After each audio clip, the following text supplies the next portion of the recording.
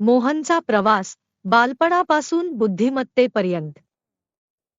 एक लहान गावात समृद्ध शेतांसह मोहन जन्माला आला.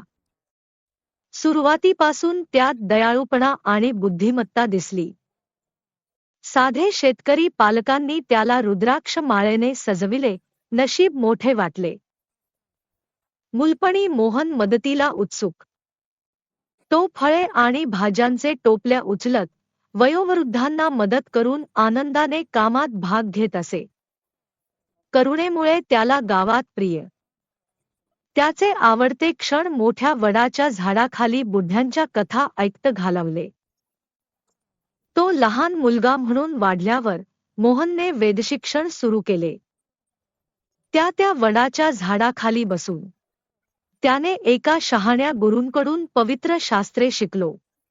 त्यांना अविचल भक्तीने पठण करत असे. ज्ञानाविषयी नम्र त्याची माया. तो गावातील मुलांना शिकवत आणि शेअर करत असे.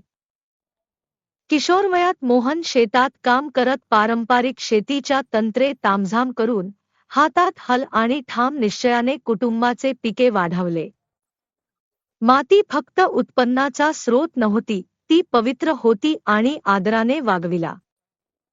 त्याने निसर्गाचे लय शिकले. कठोर कृतज्ञ संतुलन. तरुण मोहन आध्यात्मिकतेला स्वीकारले. तो पवित्र नदीत स्नेह करून रुद्राक्ष माळीसह शरीरात्मा स्वच्छ करत असे. त्याचे मित्र पाण्याचे फवारे मारत त्याच्याबरोबर यायचे, परंतु मोहन नदीत ध्यान देवाशी संलग्न. मोहन वेळोवेळी गावातील शिक्षक प्रकाश बनला, तरुण मनांना शिक्षित करत राहिले.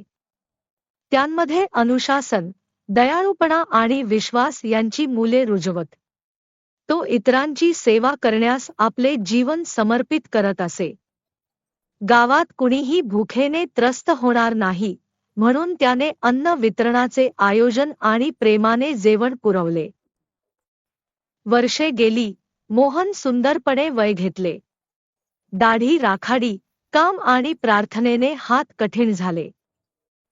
त्याच्या शेवटच्या वर्षांत त्याने गावातील मंदिरात भगवान शिवांना प्रार्थना अर्पण करत विधी सुरू ठेवली व लहान पिढीला धीर बुद्धिमत्तेने मार्गदर्शन केले.